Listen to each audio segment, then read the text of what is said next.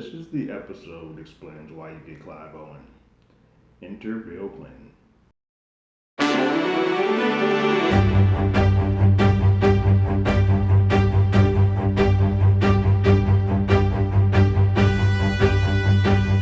Hello, everyone. Terrence here with Hollywood Already Did It. If you haven't already, go ahead, like, share, subscribe to the channel, ring that bell below. If you like what you see, leave a comment. Let us know what you're thinking about the episodes of Impeachment, American Crime Story. This last episode is titled The Assassination of Monica Lewinsky. And the title is fitting as this is sort of the destruction and dirt throwing on Monica's name. This is the Bill Clinton episode. For Bill Clinton has sort of been that like Spawn in a lot of the Spawn comics. He's been that shadowy figure that we know is always there, but he's just kind of had been lurking in the background. This is the Clive Owen episode, and this is why you get Clive to be here. This takes place after that FBI day, 24-hour day with Monica in the hotel where Clinton and his team have to go to a deposition with Paula Jones present to sort of deny and speak up about all these allegations that have come out. Mind you, throughout all of this, Clinton still is not fully aware that there are tapes. That his team is not aware, but there are tapes. So the episode starts with Paula sort of getting a prep talk from her team about, hey, this is your moment, it's your time to get a one-on-one with the president. And she goes in, sits, takes her seat, and then they come in like a damn mob, like mafia. And what's frightening and scary, and this has sort of been the case with this entire thing, this entire episode, is that he comes in, never looks at Paula, never once acknowledges her, never looks her in the eye. But he does make his rounds of the room. I think President Clinton, no matter how you feel about him, there's a lot of charisma and very charismatic man, and he works the room. So he walks in and he shakes the hand of the judge and tells them, oh, thanks for being here, thanks for taking the time on the weekend to handle this. Like, he is not acting as if he is in any type of trouble. He is saying, being still the president, the bigger man, the president of it all, and saying, hey, thanks for taking the time to be here, appreciate you, how's your mom? Like, that type of stuff is sort of how he's working. Sits down and starts getting grilled. And grilled pretty heavily. Grilled about Paula, and he just denies, like, I don't even know who that is. That's part of why he's probably not looking at her. It's like, I don't know who that woman is. Paula sort of has an attack, freaks out a little bit, runs out the room, has to gather herself, and then comes back in. But Clinton is just denying, outright lying.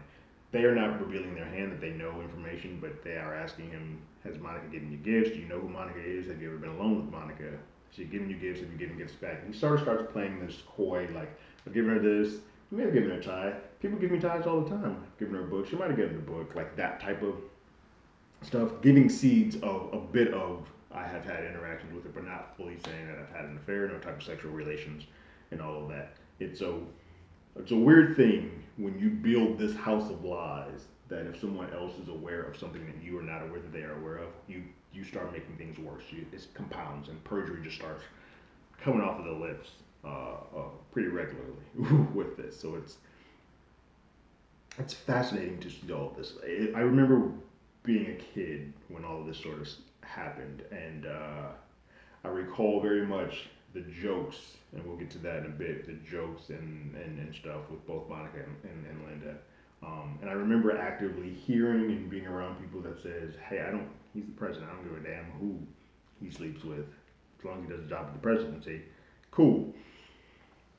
Not really understanding, especially at that point in time, I didn't care, not really understanding the perjury of it all and how big that is. This guy is just outright lying left and right, and the big thing is the quid pro quo of it all, with possibly getting Monica a job at Revlon to sort of appease her and to calm that down. That's where it all gets a little grimy, and this episode sort of goes into that even greater. It is great to see Clive sort of be unrecognizable as Clinton, but also respond as sort of that tiger or bear with his back against the wall. Like, he's clawing out, he's frightened. You can tell that he's sort of being pinned, but he's not going down yet. he sort of circles the wagons a bit. After he comes out of that deposition, he calls Betty into his office and gets very charismatic. He's like, "How's your mom?" "Cool, cool. We need to go over a couple of things. Um, I was never in you, just so that we can recall these the same way, and it's easily a threat, but it is also but it's being done in a way that he has the power. He's giving you the option to concede and go along with me. Play ball. I don't know what other options you're gonna have." And so he's like, "Monica was never alone with me, right? That's how you remember it too." She's like, "Yeah, no, he was never wrong." Basically, getting her to acquiesce to her, and he's the first. She's the first person he goes to because that's sort of the first line of defense that everybody's going to go to. Like, do you remember Monica being here? So if you get her out, get her to lie and go along with your lie. See, that's the issue. When he starts lying, he then has to start getting other people in line. Well, he did not get Monica to do this. He didn't ask Monica to do this. There was nothing that says, "Hey, Monica, you need to go lie." He has circled sort of the wagons to get some other people to lie, or he's giving half truths to people so that they naturally lie. Um, Case in point, enter Edie Falco as Hillary. Wakes Hillary up and is like, "Yo, this story's coming out, and should take the fan." And so I think you need to be aware of this. Um, there may be some things about this young lady, but I didn't sleep with her. I didn't do anything with her. And she even asked like, "Hey, did anything happen? Did you do anything with her?" And he's like, "No," because she says right then, "If you did, we can work around this. Just don't tell me the truth so we can get ahead of this and get into this." He's like, "No, I did not," which is definitely the scared kid not willing to fess up to the crimes that they've committed or to hurt the person that he does say that he cares about or he loves. And we'll get to, there's a scene later that does seem like he does at least care about the way that she responds more so than her herself. Because obviously, if he cared about her herself, may not have actually gone through the things that he's been doing or been a habitual line stepper as you would with all of these women. But he does. The reason he goes to Betty first before going to Hillary is because he does throw in, like, you can ask Betty. She saw everything. She knows that she was never alone with me. That's him trying to cover his tracks before that. In this, that article was sort of leaked out by the Drudge because the actual report, actual news was like, we can't put this out. What if she's lying? What if she's not telling the truth? And the Drudge report comes all the way back, foreshadowing, comes back and sort of leaks it out and puts out that there are tapes. Now, the article that is in there doesn't quite mention the tapes, so Clinton is not armed with knowing that the tapes exist. His team is freaking out. They're not hearing from him. They're like, "What the hell is going on?" And then one of his team members knows it. Like, she's talking to Hillary. He's talking to them. They're going to settle it up. He comes and has a PBS interview that is scheduled for the day. Has always been scheduled for the day, and he still does it. And it's wild. You can see there's images of the actual thing versus what we actually get, and you see sort of Clinton hunched over. He's starting to lose some of that bravado, some of that sheen. He gets a little bit more aggressive in the responses that he has. But it is a one-to-one to what actually took place, and he is answering questions in a way that he is not fully aware of all the things that everyone else is aware of, and so mainly the tapes. And so after that interview, the debriefing, his team is sort of walking with them. They're like, "Yo, there are tapes." And he's like, "Wait, I'm sorry, what now?" "Yeah, there are tapes. You probably should get some info on this." And that's when he called in the heavy gun. I vaguely remember Dick Morris. I remember there being jokes about toe sucking prostitutes and all that good stuff. So again, an age young enough where I don't quite recall, but I do. These are familiar things to me. But he brings in Dick, who used to be an advisor, used to come in through the front door, is now coming through the back because he knows that people can't really associate himself with this dude. But if anybody knows Scandal and can kind of do the things that Dick used to do for him, President Clinton knows. And what's amazing is that this is the only person that he is fully 100% honest with in this episode. Like, just lets it all out. This is the person who I know. Um, and they get tit for tat. He's like, yeah, I fucked up. I messed up bad. Everything they're saying is accurate. And he's like, well, look, if anybody knows something about messing up, it's me. What a hugger's told him about. But they go back and forth, and he's like, I can't. I need to tell the truth. Like, it may be at the point now where I have to just come out and say what it is. If I get in front of it like some other presidents did, they may forgive me and let me go. I just don't want to hurt Hillary. And that seems to be a big thing where it's very much like a child or a caged animal. Like, I got my back to the wall, but I can't let it all out because I'm going to hurt somebody that I care about or at least have some type of affinity for. And Dick's like, yeah, that bridge is crossed already. You can't tell the truth because I have these polling numbers. And here's the thing: you are a man, and this has always been the case. And every household that I heard, I remember this being the case, is that Clinton was considered to be a man's man, and the fact that he was having extramarital affairs and all that stuff didn't really bother his base or too many people outside of the base. It gave them the people outside of his base a little bit more flame for the fire to get rid of him. But the people in his base, they're like, we don't care. Because your dick's out. Who cares? We fine. Whatever. The lying, the perjuring, that's where he was losing his people. And if you come out and say that you have been lying, you're going to have to resign because you're going to lose the entire nation. And Clinton's like, well, then I can't do that. Just can't. So he holds up the lie. He keeps the lie going. And Hillary is kind of like, we got to do something else. You're not saying anything. You're not defending anything. We need to do anything. The State of the Union's coming in a couple of days. You have to get in front of this. And so he does.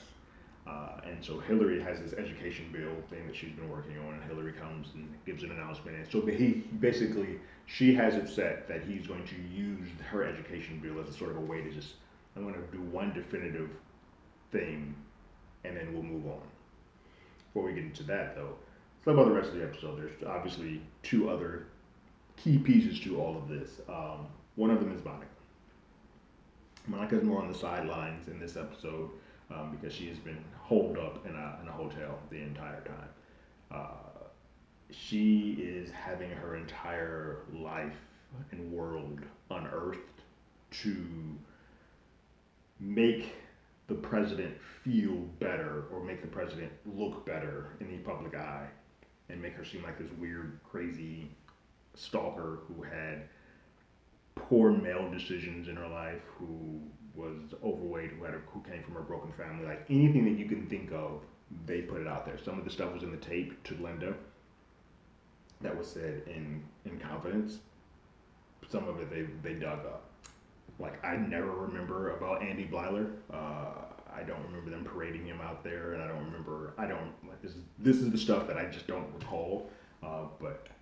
And then all of her past boyfriends that she had, like when she was 8th grade, start getting dug up and like, oh yeah, she did have a thing for older men and all of this stuff. It's just anyone who was a who's who in her life is all of a sudden found, probably given some money, put in front of a camera, and say the worst that you can about Monica so that her character can be dropped down so low that she does not seem credible.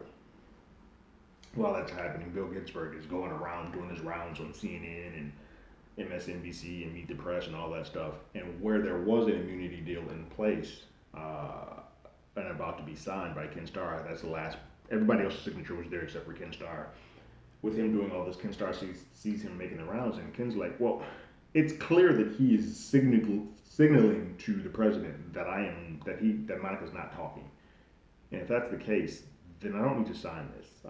We're taking the immunity deal off. And so even more stuff starts piling on Monica. She knows she's not getting the immunity deal. She's getting trashed in the public. There's an entire sequence, and I remember this night. I remember this. There's an entire sequence of a writer's room for the Tonight Show that is just dropping jokes after jokes after joke after jokes at her expense, just destroying her. And I remember Jay came on and said, "It's Monica Day," and he's just like rattling off Monica jokes, Monica jokes, and it gets bad. You just see a young girl being destroyed, and there's a moment where her mom tries to protect her and says, like, cut the TV off, stop watching this stuff. And Monica has to let her know, like, I need to watch, because if I don't watch, what's happening in my brain about what they're saying is even worse than what they're actually saying. So I need to at least see what it is, so I can actually know what's being said about me. It's heartbreaking. It's always weird, because I always think, I'm like, if this occurred in today's day, one, the Me Too movement would have maybe moved some things here and there, and it may not have all fallen on Monica. But I also think that the scope of how quickly it got to her with Instagram and social media, I don't know how well she would have taken this. At least with this, with it just being on television and not in a phone, constantly being updated, she can't. She could cut it off, but no matter what, it's still a very suffocating and surrounding blitz that occurs for her. Your your heart goes out, because she's a 20-ish, 24-ish, 25-ish young woman who is having her entire life broken up because the president is so frightened of losing any of the power or whatnot. Like, the plaything that he had is irrelevant to him now in the moment. To protect what's his, and to protect what's his, he's got to destroy and burn and set fire to everything else. Uh, and it does. I mean, there's a moment where he does, when he's coercing Betty.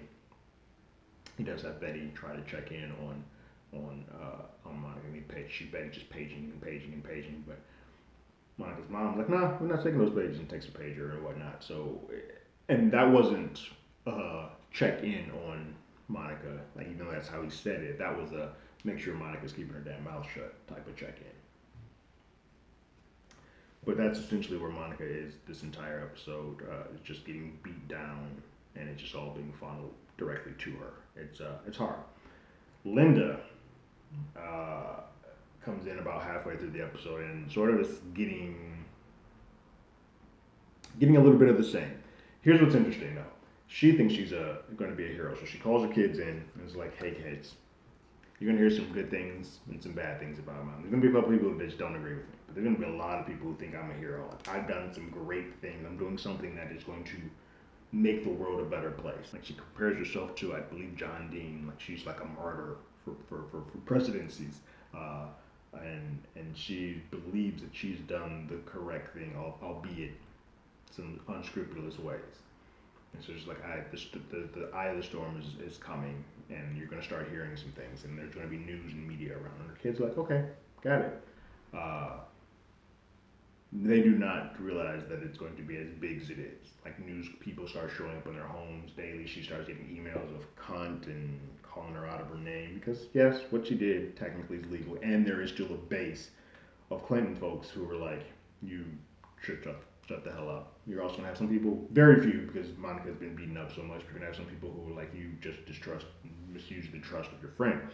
The infamous, and when I talked about a couple episodes ago, of how all I knew of Linda Tripp, the infamous Saturday Night Live skit with John Goodman as Linda Tripp pops up in this episode. This is an episode that triggers a lot of things that I just like, oh, I remember this. But it is interesting watching it where she watched that episode of Saturday Night Live and saw the reaction. Her daughter tries to protect her. She's like, hey, let me cut this off. She's like, no, it's funny, even though it's quite harmful. It seems like she had a closer connection with her kids than the previous sort of episodes that had led us to believe. Her daughter and she have a heart-to-heart moment with some brandy, where they kind of just talk about things, and it looks like the daughter's going to be there for her no matter what. But there is a shitstorm of brewing, and she is not having everything unearthed as Monica is, but she is being dragged through the mud and kind of being discredited, and that's just the Clinton team. That whole team's doing everything humanly possible to just destroy them. It's funny though, she has these moments where she's like, I hope they go easy on Monica, and I hope they do this and that, and she's singing, and she's like, no, they are ripping her a new one. And so it all comes together, that triumphant comes together with everyone watching the Hillary education press conference, that they're like, oh, is he going to, like, Linda's child is like, oh, he's going to resign. You see Clinton standing there smiling. You see Monica watching, and the infamous "I did not have sexual relations with that woman" sequence happens here, and he's emphatic about it. He's forceful about it. He's demanding about it, and it's funny. He's lying to the world, but he's definitely lying to the three women that are that are in that situation. And Linda's like, son of a bitch, like what is he doing? Monica starts crying, and Hillary in that moment is completely naive to it. Like she knows that there's a possibility this is real, but he has himself said to her that he's not done anything to this woman. So she is there standing by her guy in this, and I feel like the shit's gonna hit the fan when he has to come back and like, so yeah, I did that. Because she asked once, hey, if this is true, let me know. And then she got up there in front of the world, smiling and saying, this isn't true. Use my situation, my thing that I've built up as a way to kind of get out of this and then explain yourself away. Use that and then this. And I think Edie is about. This is the Clive Owen episode. I feel like the next episode is going to be the Edie Falco episode as Hillary, because once it comes out that he actually did do this, and it's going to get grimy. But this is good television. I mean, it's good TV. A lot of things I learned in this episode that I was not aware of. The immunity deal being removed, Dick coming back to sort of give a little bit of insight. All of this and any of the stuff, a lot of the stuff that about Monica being dug up, I was not aware of. So a lot of facts brought to the light. I'm not sure if there are going to be people better than me. I'm recapping the episode, but there are going to be people better than me fact checking all of this stuff. I think there's some things that you're like. There's some things that are clearly embellished. Like I think the conversation between Clinton and Hillary in the bedroom probably did not happen the way that it happened in the script, just because there's nobody in that scene that is present or have written any books about that sequence. So like there's some things that are getting embellished, but overall, man, once again, these American crime stories are top notch. Ryan Murphy, this is your bread and butter. Stick with these. I know the horror stories are doing well. I'm saying in jest, this is your bread and butter. I like American Horror Stories first couple episodes, and then the seasons typically fell off. But these three, kudos. What did you guys think about this episode of Impeachment, American Crime Story, the assassination of Monica Lewinsky? Go ahead and leave your thoughts and comments in the comments below. If you haven't already, you can follow us on Twitter at HollywoodADI. You can hit us up on email at HollywoodAlreadyDidIt@gmail.com. We also have a podcast with the same name. It's on Google Podcasts, Spotify, Apple Podcasts, anywhere that plays podcasts. We're there. Like always, I got my ticket. You got yours.